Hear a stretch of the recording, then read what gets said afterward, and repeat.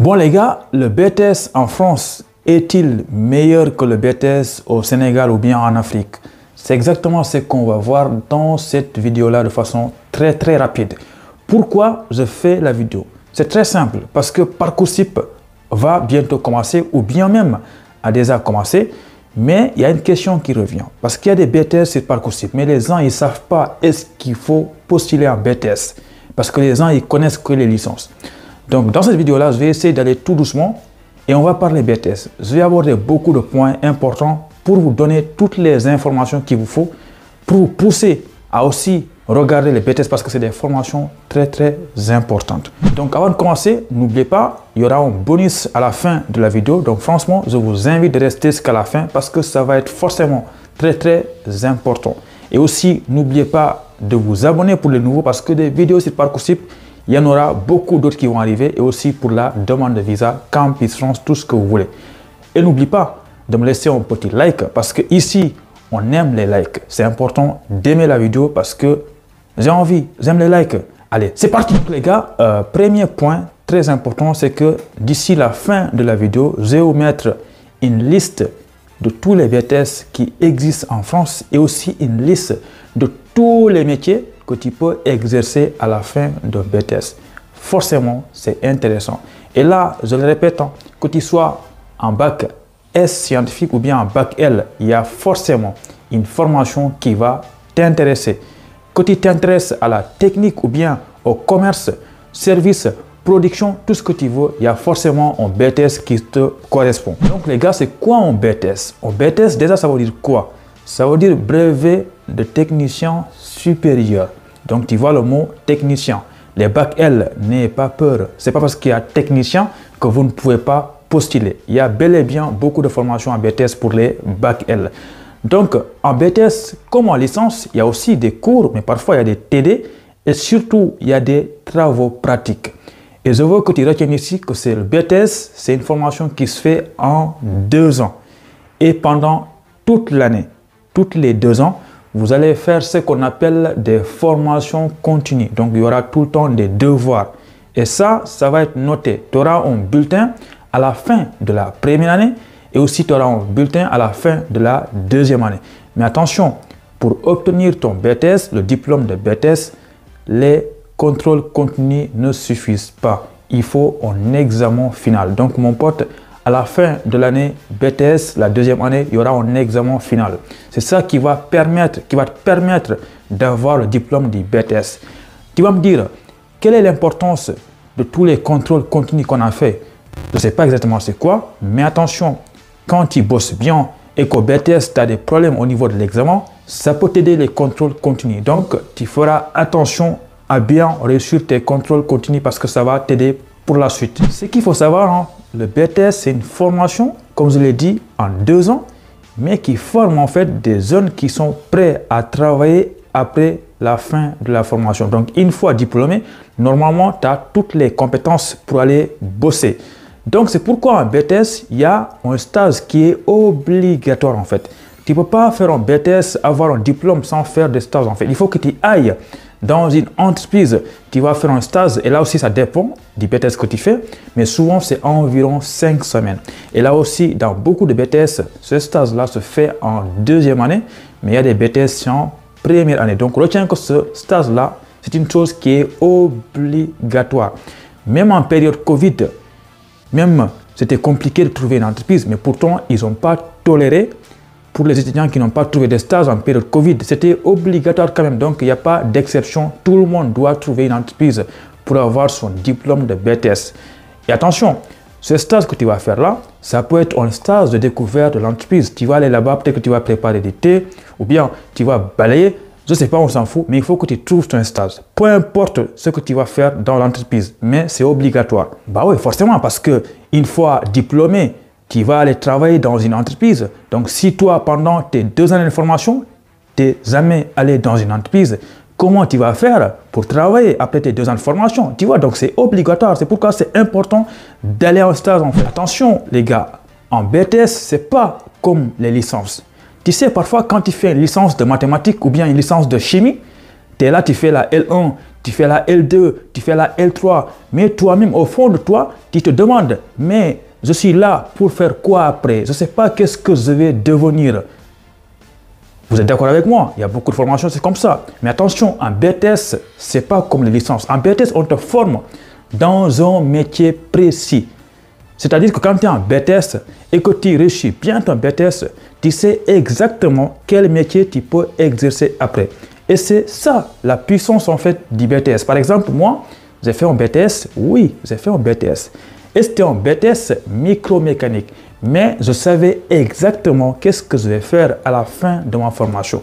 Donc c'est ça la puissance du BTS, comme je l'ai dit. Donc s'il vous plaît, si vous voulez vous former dans un métier précis, c'est un BTS qu'il faut viser. Voilà. L'importance de faire un BTS, c'est qu'en fait, tu as les entreprises qui sont là, qui recherchent des diplômés de BTS en fait.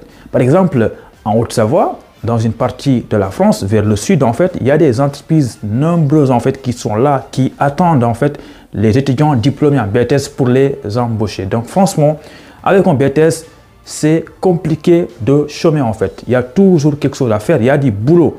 Donc, tu vas me dire, mais moi je veux faire BTS, mais après, qu'est-ce que je vais faire? Je ne veux pas travailler maintenant. Oui, c'est une bonne question parce que après un BTS, il y a beaucoup de possibilités. Tu peux d'abord aller travailler parce que c'est ça le but. Il faut que tu ailles bosser, mais tu n'es pas obligé d'aller bosser, heureusement.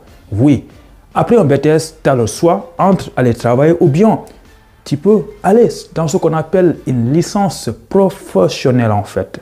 Voilà, pour acquérir de nouvelles compétences. Donc, je rappelle qu'une licence professionnelle, c'est en une année. Là aussi, tu vas aller dans une entreprise et tu vas aller à l'école en même temps. Et après ça, tu peux aller bosser. Tu auras beaucoup plus d'expérience, tu vois. Mais pas que. Après un BTS, tu peux aussi aller en école d'ingénieur. Il y a beaucoup de gens qui pensent qu'avec un BTS, on ne peut pas aller dans une école d'ingénieur. Faux, c'est possible. Mais attention, ce n'est pas fini. Avec un BTS, on peut aussi aller dans une école de commerce pour les gens qui sont intéressés par le commerce. Donc, tu vois, en fait, avec un BTS, c'est comme si tu avais un DUT ou bien tu avais une licence 2.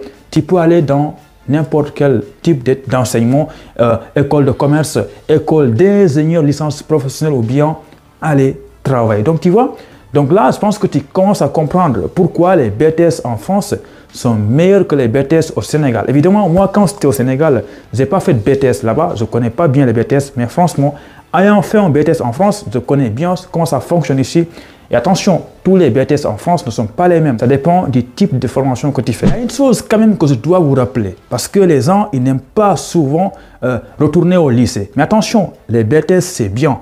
Mais n'oublie pas, quand tu as fait toute ta vie au lycée et que tu as le baccalauréat, parfois tu as envie de quitter le lycée et aller à l'université. Je ne sais pas, draguer de nouvelles meufs. Mais attention, en BTS, c'est souvent dans des lycées. Malheureusement, mon pote, les BTS, c'est au lycée. Et aussi pire, c'est les mêmes règles qui s'appliquent dans la plupart des cas. C'est-à-dire que quand tu es en BTS, ça se fait dans le lycée. Mais toutes les règles qui s'appliquent pour le lycée, les élèves de terminale, ça va aussi s'appliquer pour toi.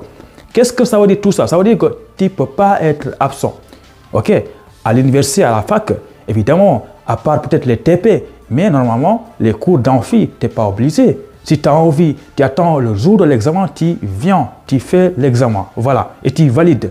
Mais en BTS, évidemment, présence obligatoire. Même règle qui s'applique, voilà, évidemment, avec les contrôles continus, les devoirs. Il n'y a pas l'examen en première année finale. Non, il y aura qu'un seul examen à la fin de l'année, de la deuxième année. Donc, si tu n'aimes pas les lycéens, désolé, change de spécialité, change de formation, ne fais pas les BTS parce que ici, on va faire ça au lycée. Parlons des spécialités en BTS, mais il faut savoir que les BTS, il y a beaucoup de spécialités. Il y a plus de 150 spécialités pour le bac L, le bac S. Et ces spécialités-là sont divisées en deux catégories. Il y a ce qu'on appelle une catégorie en fait où c'est des BTS de service en fait. Et aussi, il y a des BTS de production. Donc, tu vois, c'est intéressant. Donc, je rappelle que tout ce que je dis là, c'est des informations que tu peux retrouver facilement sur parcoursup.fr. Donc, je t'invite à visiter le site parcoursup.fr. Tu verras tous les BTS de service et tous les BTS de production. Tu as l'embarras du choix. Une chose que je n'ai pas dit, c'est qu'en fait, quand tu fais un BTS, il y a deux possibilités. tu peux faire un BTS en formation initiale. C'est-à-dire que le BTS, c'est 100% à l'école. Mais aussi, tu peux bel et bien faire un BTS en alternance. Oui, mais attention, il faut trouver l'entreprise pour signer un contrat de professionnalisation. Je ne sais pas si je prononce bien, mais en gros, en alternance, tu vas aller à l'école et aussi tu vas aller parfois en entreprise. Ça peut être une semaine ou bien 2 semaines.